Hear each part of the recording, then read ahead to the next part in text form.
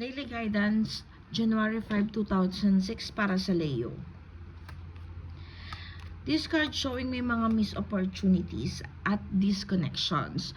Leo, this time, itong araw na to, kailangan daw po mag-ingat o gumawa ng pamamaraan para ma-prevent mo yung sarili mo from other people. Kasi may mga tao talagang magdi-distract at expect yung mga taong mga magbe-betray. So, yung energy mo, i-keep mo muna sa sarili mo. Nakikita ko dito, kailangan mag-focus ka dun sa mga opportunity na paparating sa'yo. Kaya kung ikaw yung Leo na naghahanap ng trabaho, this is your time. I-grab yung opportunity na paparating at mag-focus muna sa sarili. Huwag mo munang isipin or tignan yung mga tao sa paligid mo kasi may mga taong magdi-drain ng iyong energy for today.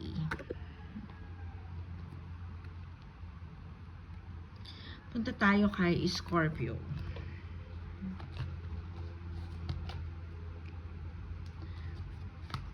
Scorpio, the card said here, you need to focus to yourself also. This card showing mayroon daw mga good connections na maaaring mangyari sa'yo, no?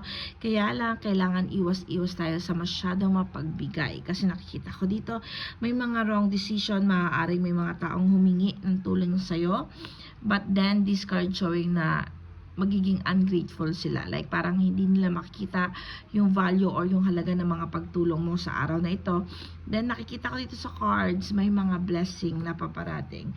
Especially with other people. Like, parang, kung meron kang pagbibigay, meron din mga taong nandiyan dyan to support you. No? Nakikita ko dito yung mga good connections.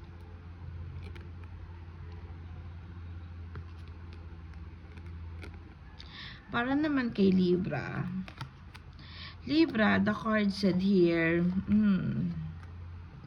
you need to start a new beginning, Libra, for today. Kung mayroong mga nakaraan daw po na hindi nagkaroon ng pagbibigayan, pagkakaunawaan, or sabihin na natin dito na you feel unsuccessful ng mga nakaraang araw kasi hindi na-align sa'yo yung mga bagay-bagay o yung mga person na nakapaligid sa'yo. This time, it's time for new beginning. Sabi dito, kalimutan na yung nakalipas at mag-move forward daw and focus to your goal. Kung ano yung mga bagay daw na dapat mong gawin, nagkaroon man ng conflict, but this time kailangan daw i-renew at gumawa ulit ng pamamaraan para maiayos ang mga bagay-bagay para sa iyo, Libra.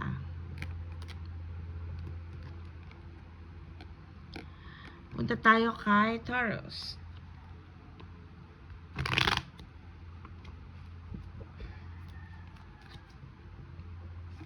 Okay, Taurus, miss opportunity ang nakikita ko dito. So, okay.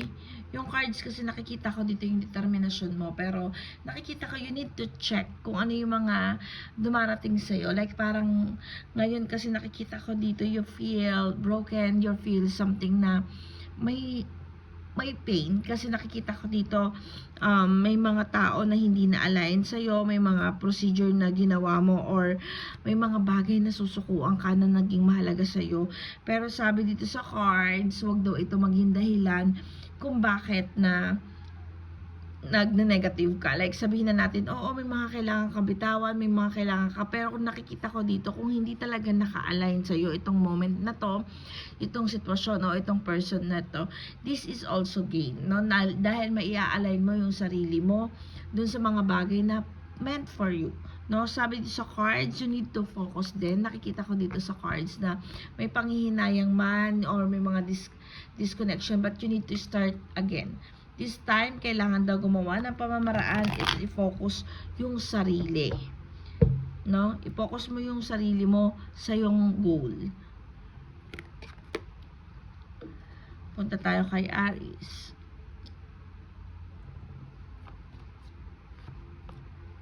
Aries, the card said here, okay. Things will gonna be okay. Sabi dito na wala naman na pagbibigayan, nagkaroon ng conflict, pero nakikita ko dito wala namang mga betrayal na nangyayari. Kung ano man yung mga pinagdadaanan ni Aries ngayon, sabi dito magiging smooth at magiging okay din naman. So nakikita ko dito, expect mo kung ano yung mga pinagdaanan mo, may mga bad connections ka man sa ibang tao ng mga nakaraang araw or something like na parang nagkaroon ng disconnections sa mga taong mahalaga sa'yo. But this this time, sabi magiging maayos daw yon at magkakaroon ng reconnections. So, don't worry too much.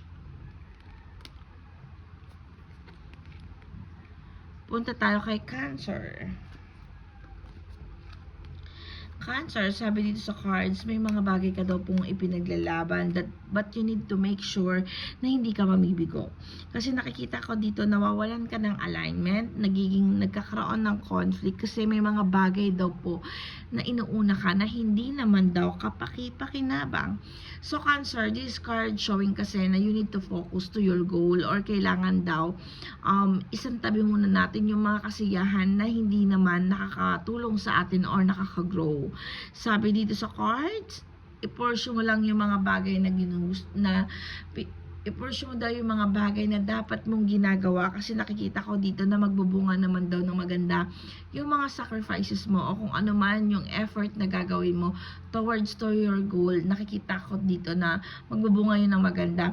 Basta sabi dito sa cards, kailangan i-align mo yung sarili mo at iwasan yung mga makamundong gawain like yung barkada, bisyo, gala, yung mga ganon. Hindi ito dapat naging parte ng araw mo sa ngayon. Let's go to Gemini.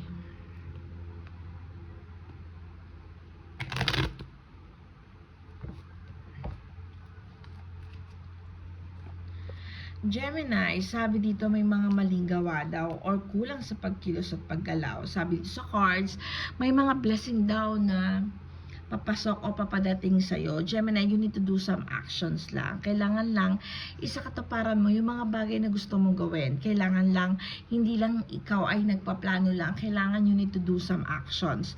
Nakikita ko dito, kailangan magkaroon ng strong or yung wag masyado maging maramdamin ang mga Gemini. Kasi nakikita ko dito sa cards na may mga bagay talagang isinasantabi muna to be able to grow, no? Kailangan mo muna i-focus yung sarili mo at huwag mo masyadong isipin yung mga bagay na nakakapag-conflict sa araw mo today. Focus at gumawa ng actions sa ngayon.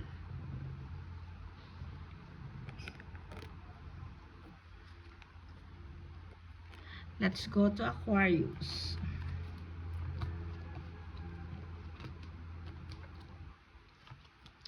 Aquarius, nakikita ko dito matatapos daw yung mga sigalot o problema, yung mga conflict. Nakikita ko rin dito pag-grab ng opportunity. Although nakikita ko dito sa cards na magpo-focus ka sa iyong trabaho, magpo-focus ka kung paano ka kikita, magpo-focus ka kung paano mo ma-achieve. Okay naman yon, pero nakikita ko dito na may something wrong, like parang nawawalan ka ng guidance ng universe kasi yung emotions mo pa rin ay nangunguna. Like parang you feel unsuccessful kasi hindi ka masaya sa mga bagay na kung anong meron ka sa ngayon. Nakikita ko dito, Aquarius, that just enjoy yung moment mo today. Kasi nakikita ko naman you are in the right path. Kasi pag grab ng opportunity naman ang nakikita ko dito, ayun lang, wag mo lang masyadong isipin or i-balance mo yung iyong buhay, career at buhay ng love life. Kasi nakikita ko dito, may mga nagpapabigat talaga ng damdamin mo. Wag mo lang sanang maidamay yung work or yung mga pagkuha ng mga achievements mo, no? Kailangan mo ma-balance ito kasi nagne-negative, magne-negative ka eh. Sagittarius.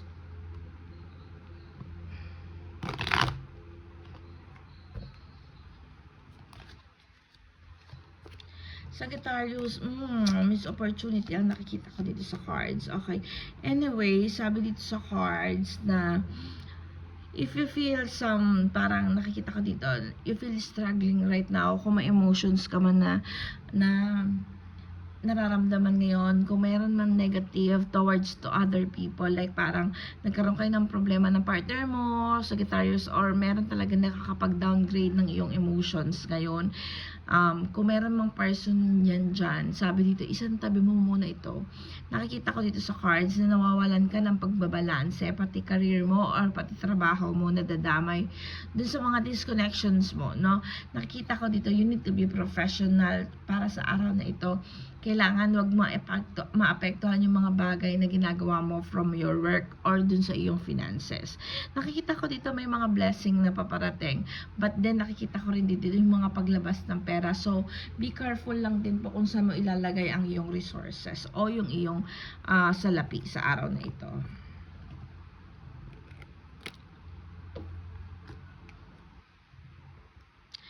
Pisces. Pisces, you're still guided daw ni universe. Sabi dito sa cards, nako-confuse ka, nag-aalinlangan ka, may mga bagay kasi na hindi mo pinupursue. No, like parang nakikita ko dito, nawawalan ka ng guided ni universe. May mga blessing na paparating sa'yo, just focus lang, no? Sabi dito sa cards, kung ano daw yung mga pinaplano mo sa araw na ito, like gusto mo mag-apply ng trabaho, or ikaw si Pisces na naghahangad ng pagbubukas ng bagong negosyo, or something like na meron kang i-grab na opportunity to grow or finances. Sabi dito, wag daw pong mag-alinlangan kasi it will be better, no? Magbumunga daw ng maganda, wag kang urong-sulong kumbaga, kasi this card showing na may mga paparating na blessing sa iyo sa araw na ito. Yun lang, kailangan lang talaga i-grab mo yung mga opportunities. Punta tayo kay Capricorn. Capricorn, pagbibigayan ang nakikita ko dito sa cards mo. Nakikita ko dito sa cards na you're still guided daw po ni universe kahit may mga disconnections na nangyayari. Nakikita ko dito may mga tao talaga mag-ruin ng iyong day or magkakaroon ng problema, like parang hindi i-align sa'yo. But this card sabi, kaya mo daw solusyonan ito at kaya mo daw gawa ng pamamaraan. Kaya mong gawing achievement, like parang nakikita ko dito may mga conflict na paparating, pero nakikita ko dito wag mong hayaan na masira yung araw mo or hindi mo magawa, kasi nakikita ko dito na magagawan mo ng solusyon yung mga bagay-bagay o yung mga problemang paparating sa'yo at sa ibang tao. Nakikita ko dito na you're willing to give, like parang nakikita ko dito sa cards na kaya mong umunawa at magbigay dun sa mga tao sa paligid mo sa araw na ito, at wag mong ipagkait yun kasi nakikita ko dito sa cards ikaw yung magsusolusyon, kumbaga gano'n, matatapos at magagawan mo ng pamamaraan yung mga bagay-bagay. Last, let's go to Virgo. Virgo, sabi dito sa cards, why you feel loaded and full. Sabi dito sa cards, matatapos daw yung conflict. If you feel betray, or nakikita ko dito may mga conflict ng mga nakaraang araw, nakikita ko dito, dahil dito nararamdaman mo yung full, yung parang pakaramdam mo, hindi ka napapahalagahan, like parang ikaw lang gumagawa ng mga sacrifices, pero hindi na-value yung mga bagay na ginagawa mo. Well, this card showing things will gonna be fruitful. Sabi dito, mararamdaman mo na ma-appreciate ka at makikita yung halaga mo, no? Sabi dito, wag daw masyadong isipin yung mga negative na nangyayari or kung ano yung nararamdaman mo dyan. Isantabi mo kasi things will gonna be okay. Kung may conflict man na kinakaharap, maaayos to. Kung may mga problema or mga disconnections, kung you feel na parang you feel unwelcome, or sabihin na natin dito na hindi maayos yung connection sa ibang taong mahalaga sa'yo, things will gonna be okay. Huwag daw masyadong mag-isip at masusolusyonan yung mga problema ang kinakaharap. At ito po ang aking daily guidance sa araw na ito, January 5. Paalala po, ito isang gabay lamang sa araw-araw.